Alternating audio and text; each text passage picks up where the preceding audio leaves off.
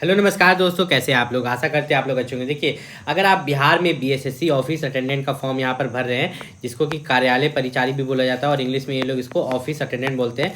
तो मैं एक चीज़ आपको बता दूं कि बिहार में बीएसएससी ऑफिस अटेंडेंट का फॉर्म अगर भर रहे हैं तो इसमें 2 एग्ज़ाम कराए जाएंगे, एक प्रीलिम्स और एक मेंस। और इसका जो एग्ज़ाम होता है ये बहुत लेट होता है, मतलब कि आप सोच के नहीं चल सकते कि बीएसएससी की जो इंटर लेवल की वैकेंसी थी 2015 की, उसको ढंग से नहीं कंप्लीट कराया गया, 2022 वाला को ढंग से नहीं कंप्लीट कराया गया। और इसके बारे में भी मैं बता दूं, अगर तो आपका जो फॉर्म फिलअप का लास्ट डेट है वो है 16 अक्टूबर। तो अभी तक आपने फॉर्म फिलअप नहीं किया है तो 16 अक्टूबर तक लास्ट डेट है, आप फॉर्म फिलअप कर सकते हो। लेकिन एक चीज़ का खास ख्याल रखिएगा कि इस वैकेंसी को कंप्लीट कराने में ये लोग 3 साल से लेके 4 साल तक लगा देंगे। और ये मैं अपने से नहीं बोल रहा, जो पिछले बीएसएससी का जो हालत है पिछले कुछ सालों से, उस हिसाब से मैं बता रहा हूँ। तो अगर आप में पेशेंस है तभी आप बीएसएससी ऑफिस अटेंडेंट का फॉर्म भरिए, क्योंकि बाकी जो टीचर्स होते हैं यूट्यूब पर वे तो बता देंगे कि बीएसएससी ऑफिस अटेंडेंट का फॉर्म आप भर लो, क्योंकि उनको कोर्स बेचना है। ठीक है, मैं तो यहाँ पर सिर्फ वीडियो बना रहा हूँ, उनको कोर्स बेचना है, इसलिए वो लोग बता देते हैं कि हाँ फॉर्म भर लो 100 रुपये लग रहा है। तो ऐसा कोई बात नहीं है। और मैं यहाँ पर बता दूँ काफ़ी समय आपको लगने वाला है। और फॉर्म फीस जो अलग अलग सभी के लिए था, तो अब किसी भी कैटेगरी से आप भर रहे हो, जनरल से ओबीसी एससी एसटी, सब के लिए जो फॉर्म फीस लग रहे हैं वे मात्र 100 रुपया ही फॉर्म फीस लग रहा है। और सबसे खास बात एक चीज़ याद रखना कि आपको ज़्यादा से ज़्यादा मार्क्स सिक्योर करना है, मिनिमम मार्क्स नहीं लाना है। क्योंकि अगर आप ज़्यादा मार्क्स लाओगे तब आपको जो है आपके खुद के ज़िला में नौकरी मिल जाएगा। जैसे कि आप जो सीट देख रहे हो, तो अधिकतर सीट आप देखोगे कि पटना में है। ठीक है, अधिकतर सीट जो है आप यहाँ पर पटना में देख रहे हो। लेकिन थोड़ा सा जब आप नीचे जाओगे, ठीक है, नीचे जाने के बाद आप क्या देखोगे कि पटना के अलावा भी यहाँ पर कुछ जिला में सीट है। जैसे कि यहाँ पर भागलपुर से शुरू हुआ है। ठीक है, भागलपुर में 111 सीट है, जिसमें 38 सीट महिला के लिए है। ठीक, 111 टोटल है यहाँ पर। फिर मुजफ्फरपुर में सीट है आपका, यहाँ पर अरवल में है, कटिहार में आपका सीट है, भले कम सीट है, नालंदा में है आपका।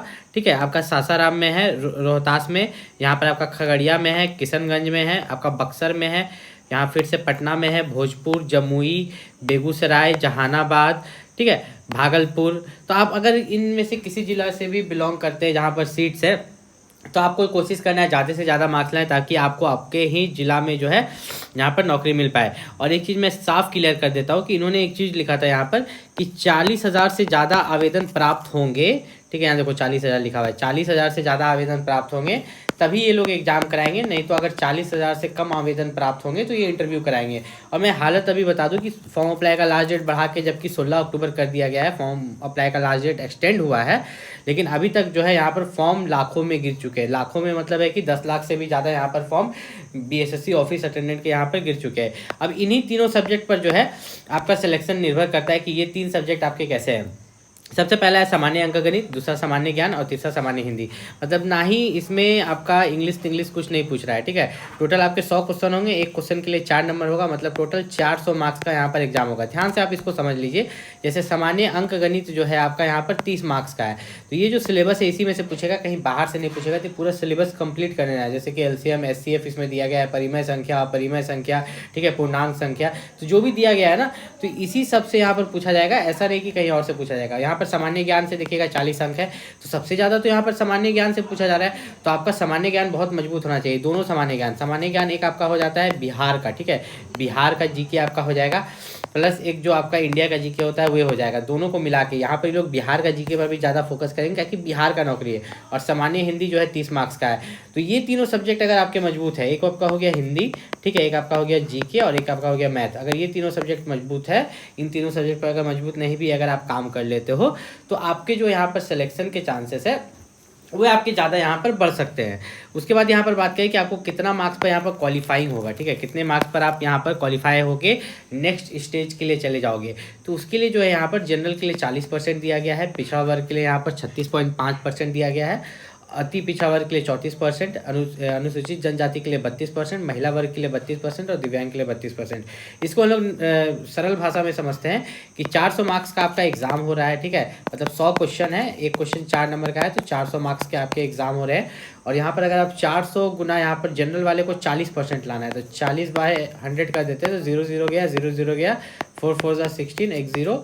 तो यहाँ पर 400 में से अगर 160 नंबर जनरल वाला लाता है तो उसका सिलेक्शन हो जाता है बिहार बीएसएससी ऑफिस अटेंडेंट। ठीक है। उसी तरह महिला जो है 32% अगर लाती है तो उसका सिलेक्शन हो जाता है, जो कि करीब 128 नंबर होता है आपका 400 में से।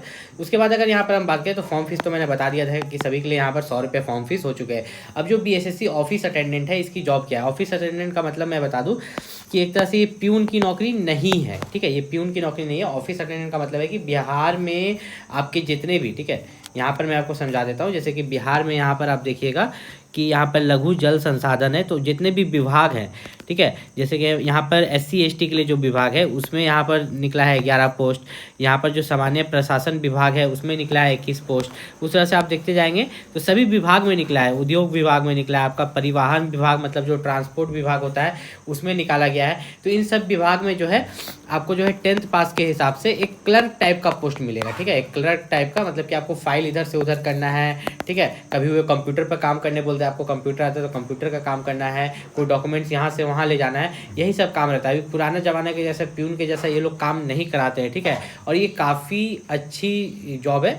इसमें जो अगर सैलरी की बात करें तो सैलरी मैं आपको बता दूं कि सैलरी जो है, देखिए मैं आपको सैलरी समझा देता हूँ। अगर आपको सैलरी इसका नहीं पता है तो 1800 ग्रेड पे का सैलरी होता है। 1800 ग्रेड पे के मतलब है कि आपका जो स्टार्टिंग सैलरी जो होता है उसमें बेसिक सैलरी, तो बेसिक सैलरी इसमें कितना होता है? तो जो आपका बेसिक सैलरी होगा वो होता है 18,000, ठीक है। ये 18,000 होता है। देखिए हर साल जो बोलता है ना कि सैलरी बढ़ता है, वो बेसिक सैलरी ही बढ़ता है। फिर इसमें आपको DA मिलता है। DA का इंग्लिश फुल फॉर्म हम आपको बता देते हैं, डियरनेस अलाउंस, और हिंदी में इसको महंगाई भत्ता बोलते हैं, जो कि सैलरी का 50% से भी ज़्यादा होता है, 53% होता है। लेकिन हम सैलरी का 50% ही इसको लेते हैं कि सैलरी का 50% आपका DA होगा। तो अगर सैलरी का 50% यहाँ पर DA होगा तो 18,000 सैलरी है, तो DA आपका 9,000 हो गया। आपको रहने के लिए तो मिलेगा हाउस रेंट अलाउंस। अगर क्वार्टर नहीं मिल रहा है तो हाउस रेंट अलाउंस मिलेगा, जो कि मिनिमम 3,000 होता है, ठीक है। मिनिमम 3,000 होता है, कहीं कहीं 4,000, कहीं कहीं 5,000 यहाँ पर दिया जाता है सिटी के हिसाब से। पटना में हुआ तो आपको हो सके 5,000 तक मिले या चारे, कोई छोटा गाँव में है तो 3,000 तक तो मिनिमम आपको मिलेगा ही यहाँ पर हाउस रेंट अलाउंस, ठीक है। तो ये तो आपका हो गया हाउस रेंट अलाउंस। अब हाउस रेंट अलाउंस के बाद यहाँ पर अगर बात करें तो कुछ मिसलिनियस खर्च जो है आपको यहाँ पर मिलता है, जो कि आप यहाँ पर मिसलिनियस खर्च को अगर यहाँ पर जोड़ लें तो वो आपका 2,000 हो जाएगा। तो अगर आप इसको मोटा मोटी डायरेक्ट जोड़ लें यहाँ पर तो आपका 18,000 इधर हो गया, ठीक है, 2,000 इधर हो गया, 20,000, ठीक है, और इधर हो गया आपका 9 में 1 दे दिए तो 30,000 और लगभग 32,000। तो 32,000 जो है आपकी स्टार्टिंग सैलरी रहती है, ठीक है। 32,000 जो है आपकी स्टार्टिंग सैलरी रहेगी BSSC ऑफिस अटेंडेंट में। तो यहाँ पर अगर आप BSSC ऑफिस अटेंडेंट की तैयारी कर रहे हैं तो एक चीज़ का खास ख्याल रखिएगा कि बुक लेते समय, जब भी आप BSSC ऑफिस अटेंडेंट के लिए बुक खरीदिएगा, देखिए अब यहाँ पर सबसे मेन दिक्कत आता है कि कोर्स ले कि नहीं, ऑनलाइन कोचिंग ले कि नहीं, कि पहले बुक खरीदे। तो जो बच्चे कंपटीशन की दुनिया में पहली बार फॉर्में भरे हैं तो उनके लिए मैं सजेस्ट करूंगा कि आप कोर्स ज़रूर लें, ठीक है। कोई भी कोर्स, कोई भी टीचर का कोर्स आप यहाँ पर ले सकते हैं, लेकिन बुक भी आपके पास होना चाहिए। बुक में ऐसा बुक आप खरीदिएगा जिसमें कि आपको यहाँ पर आपका 3 सब्जेक्ट है ना, हिंदी है, GK है और मैथ है। तो हिंदी, GK और मैथ का सिलेबस कवर किया गया हो, सबसे पहले सिलेबस कवर किया गया हो, ठीक।